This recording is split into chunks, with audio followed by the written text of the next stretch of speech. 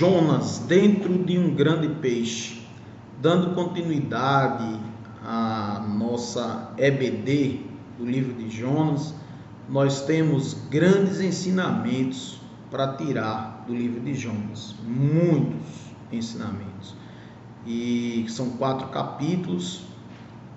Vamos dividir, dando continuidade à aula do professor Gil, vamos dividir os capítulos 1 e 2 em 3 segmentos, e aí eu vou reprisar um pouco do que o professor Gil já nos ensinou.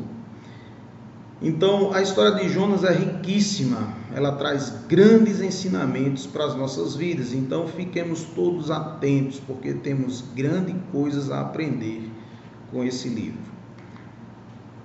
O capítulo 2 de Jonas, especificamente, trata da oração de Jonas, no momento em que ele foi tragado pelo peixe e ficou numa situação adversa.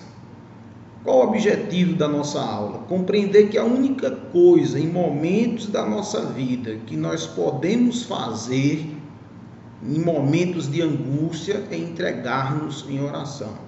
Jonas ficou numa situação tal que a única alternativa que ele tinha era a oração. E muitas vezes Deus permite que aconteça isso na vida do cristão, para que ele possa buscar a Deus e encontrar o caminho correto.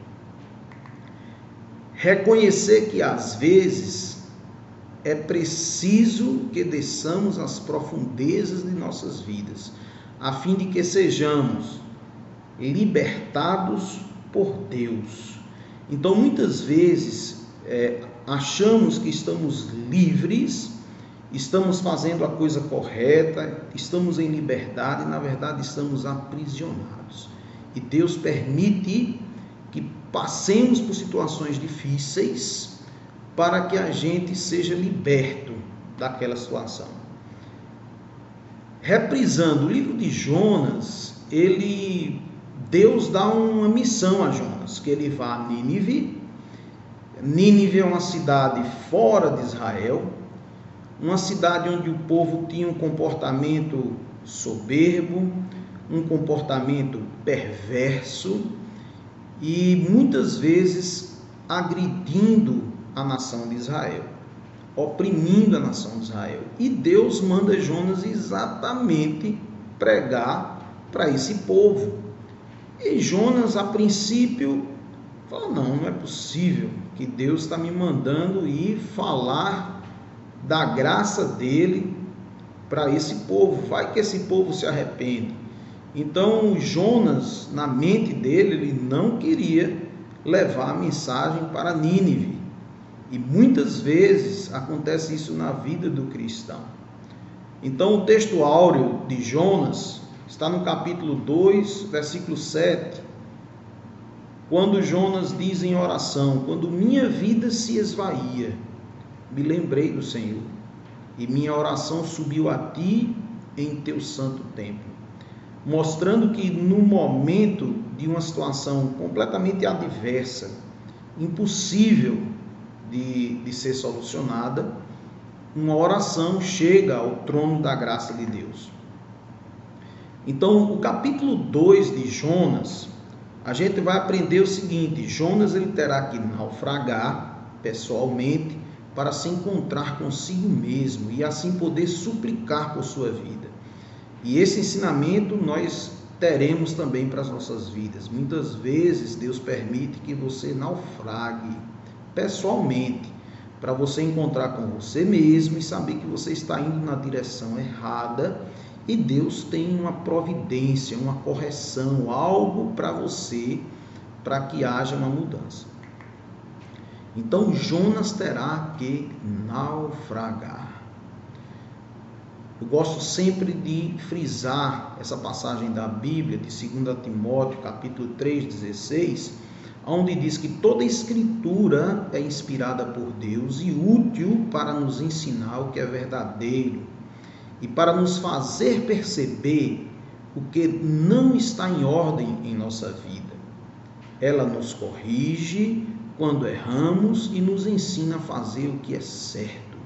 Então, essa passagem de Jonas, ela também falará ao seu coração, se você permitir, para que a palavra de Deus, com essa história da vida de Jonas, essa situação que Jonas viveu e que Deus permite que muitos cristãos passem por situações analogicamente semelhantes, nada foge ao controle de Deus e tem um objetivo: nos ensinar e nos corrigir que estamos indo na direção errada e precisamos ir na direção correta. Foi o que aconteceu com Jonas.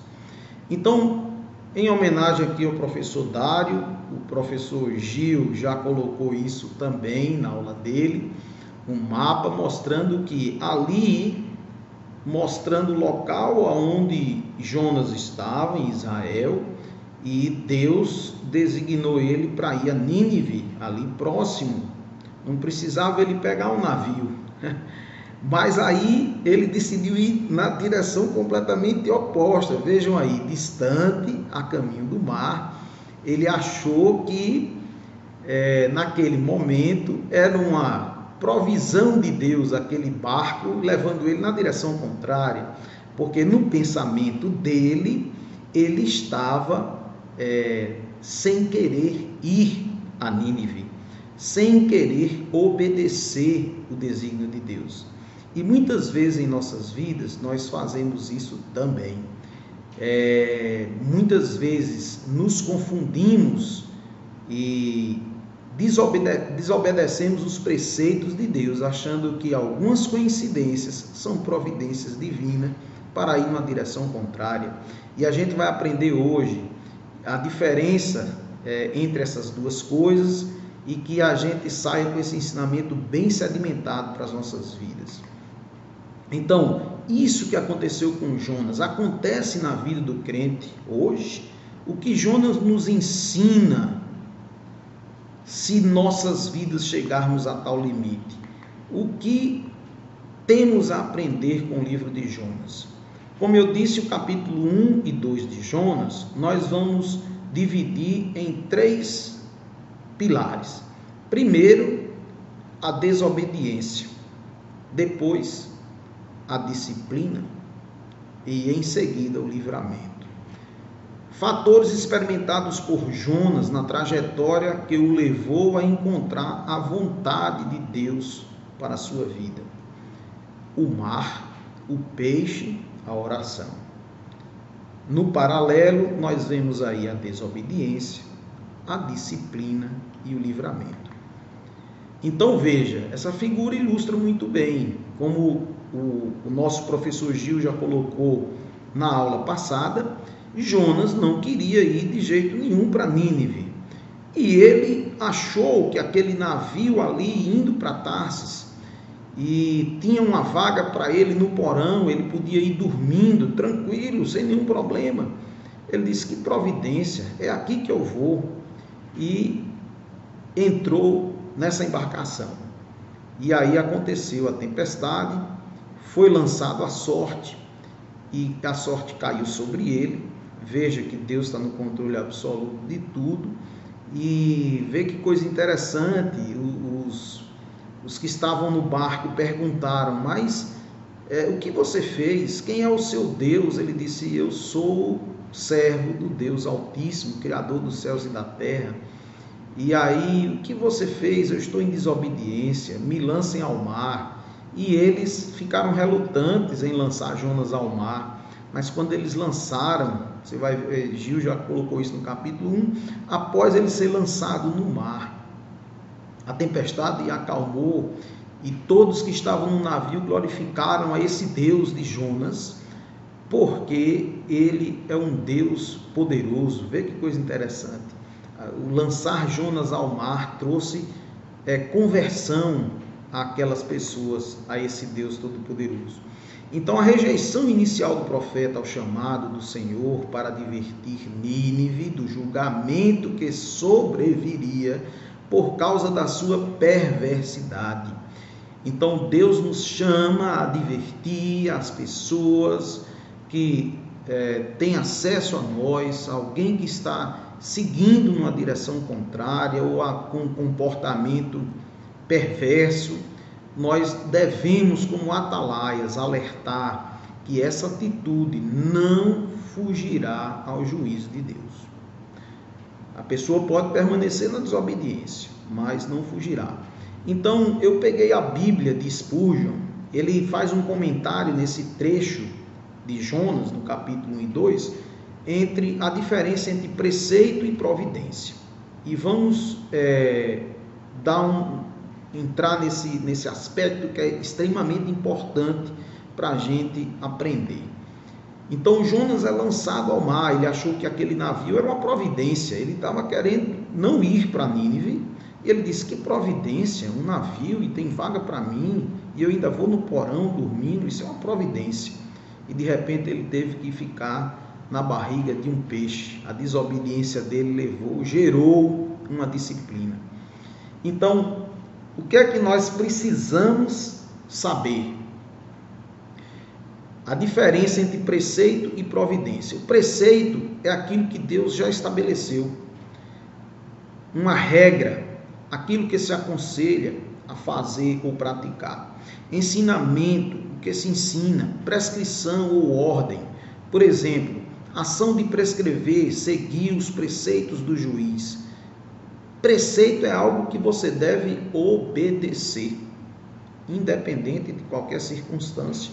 Existem preceitos muito bem estabelecidos por Deus na Bíblia, e você não deve confundir que quando uma providência está indo no caminho contrário de um preceito, de algo que você tem que obedecer, não é providência divina. Isso pode ser uma providência do inimigo para destruir você.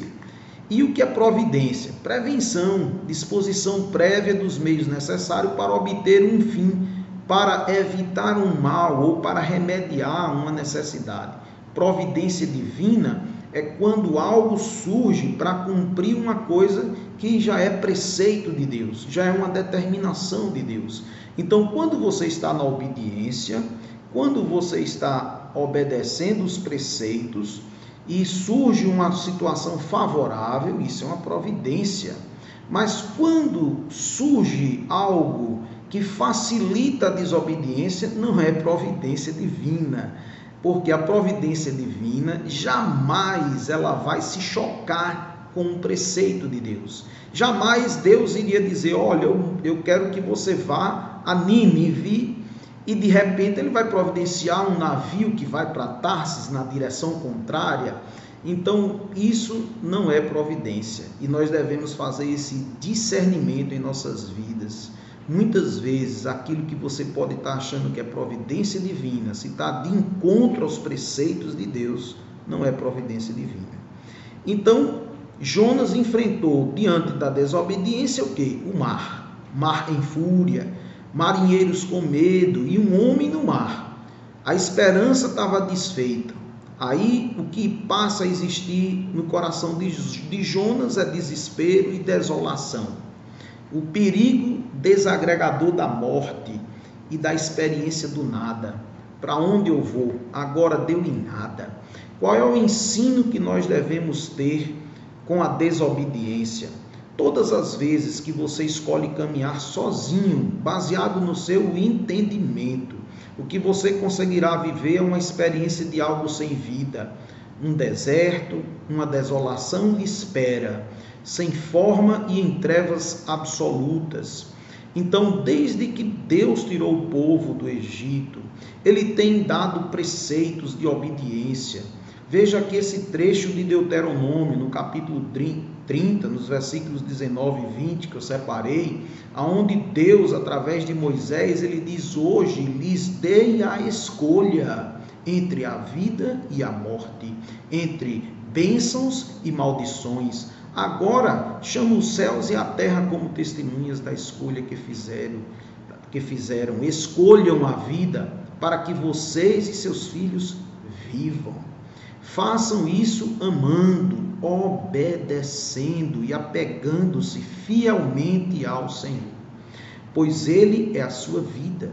Se vocês o amarem e lhe obedecerem, ele lhes dará a vida longa na terra. E vem uma série de preceitos e frutos da obediência. Então, a desobediência é uma escolha da maldição, é uma escolha da adversidade. Embora possa estar parecendo bom, embora pareça ser uma providência, a desobediência vai gerar na vida daqueles que amam a Deus uma correção. E vem a disciplina, o refúgio e acolhimento, por mais estranho que pareça, veio em forma de um grande peixe. Jonas agora encontra-se solitário, em um cativeiro, numa prisão. Só lhe restava orar. Ser irracional, usado por Deus para livrar Jonas da fúria do mar.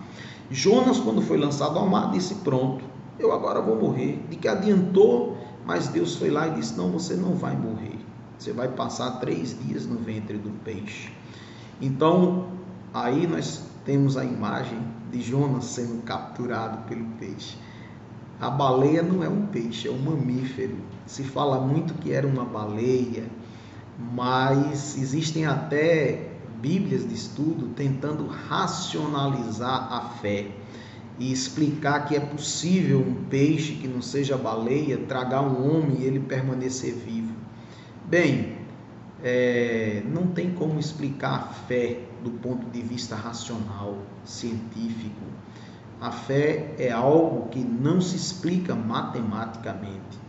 E quando Jesus foi questionado e pediram a ele um sinal, tem essa referência em Mateus, ele diz: nada lhe será dado como sinal, senão a história de Jonas na baleia, a referência de Jonas na baleia. E assim como Jonas passou 3 dias no ventre do peixe, o Filho do Homem passará no seio da terra, mostrando que Deus iria passar 3 dias e iria ressuscitar, assim como Jonas ressurgiu depois de 3 dias de passar no ventre do peixe. Imagine o desconforto e o sofrimento de Jonas ali. Então, o peixe significa a disciplina.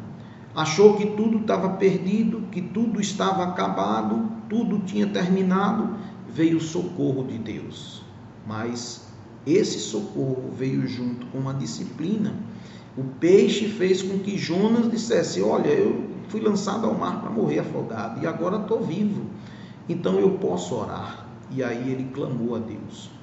Deus está sempre pronto a nos acolher, a nos fornecer refúgio. Às vezes aquilo que suspeitamos ser um castigo divino é manifestação do cuidado de Deus. Nossas aventuras autônomas têm prazo de validade, logo se esvai como um vapor, não se sustentam. Então, muito importante você saber que quando você decide ir numa direção contrária, você decide ir no caminho da desobediência por amor à sua vida, para que você não perca a eternidade, para que você não fique distante. Deus vai providenciar uma disciplina para você. Foi o que aconteceu para Jonas. Ele não queria ir para Nínive e ele teve que passar por uma disciplina. E aí uma série de conjunturas aconteceram, tempestade no mar, e lançaram a sorte. O capitão foi lá, acordou ele: ei, você que está dormindo, clame ao seu Deus. E ele foi lá, lançaram sorte e disse: caiu sobre você. Nós estamos aqui pedindo todos aos nossos deuses e não fomos socorridos ainda. Clame ao seu Deus. Ele disse: me lancem ao mar, eu sou culpado. O que você fez? E ele disse: eu estou em desobediência, me lance ao mar. E aí, quando lançaram ao mar, eles tiveram que se converter ao Deus de Jonas.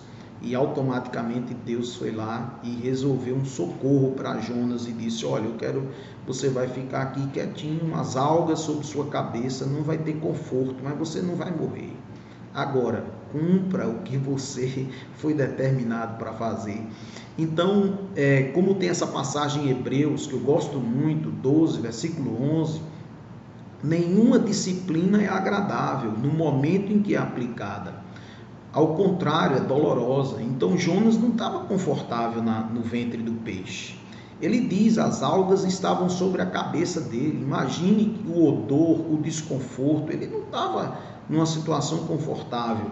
Mais tarde, porém, ele produz uma colheita de vida justa e de paz, para que os que assim são corrigidos recebam de Deus uma paz que nada, nenhum comprimido, nenhuma situação de vida pode lhe trazer paz ao coração, senão a presença do Espírito Santo de Deus em sua vida. Então Jonas clama, e aí nesse momento ele parte para a oração e recebe o livramento. No meio daquele nada, que sua vida se transformara, ele se lembrou de como fazia uma oração. A única coisa que podemos fazer em momentos de angústia é entregar-nos em oração. Então, esse ensinamento deve ficar em nossas vidas. Muitas vezes a angústia vai vir na sua vida, a adversidade, a situação difícil. Você pensa que tudo acabou, vai morrer, que aquilo tudo terminou. Não, há uma correção. Você precisa ser vomitado pelo peixe para que você cumpra aquilo que Deus programou para a sua vida. Então nós vamos ter essa reflexão hoje. A oração de Jonas mostra que ele conhecia a Bíblia.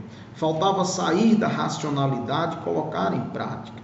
Todas as vezes em que nos afastamos da palavra de Deus, nós nos afastamos da oração e da comunhão, nós apagamos o fogo do Espírito e corremos o risco de perder a direção de Deus. E muitas vezes você vai se estribar no entendimento, no que você conhece, no que você pensa, no que está ao seu redor.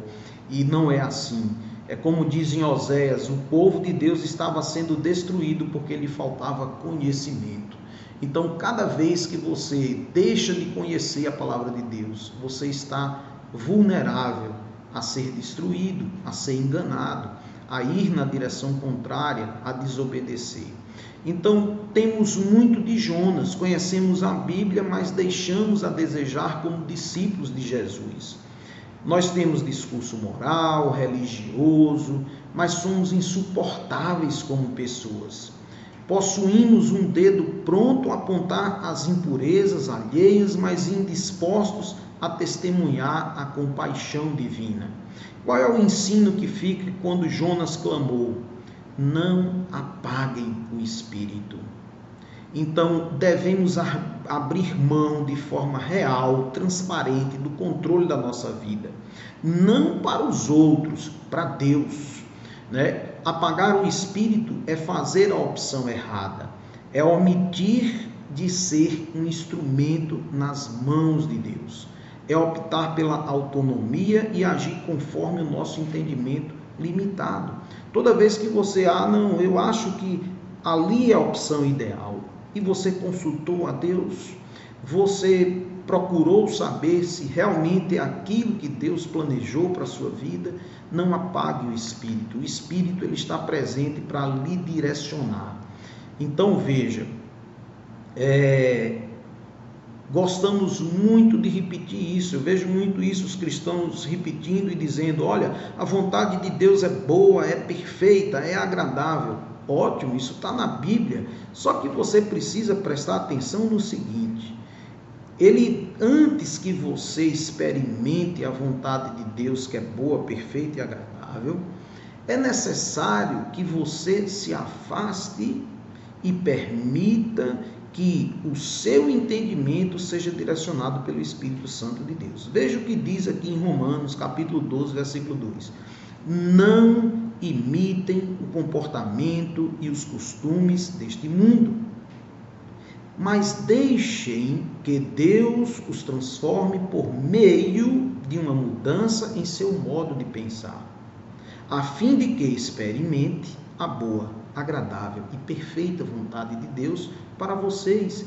Deus tem uma vontade, tem um planejamento e tem algo perfeito, bom e agradável para as nossas vidas, tem. E por que muitos não experimentam algo bom, agradável e perfeito? Por quê?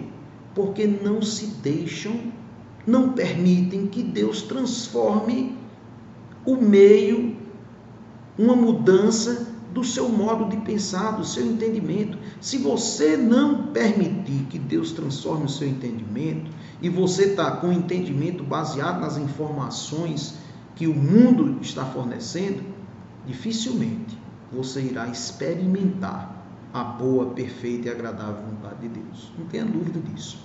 Então veja, a oração de Jonas trouxe um livramento.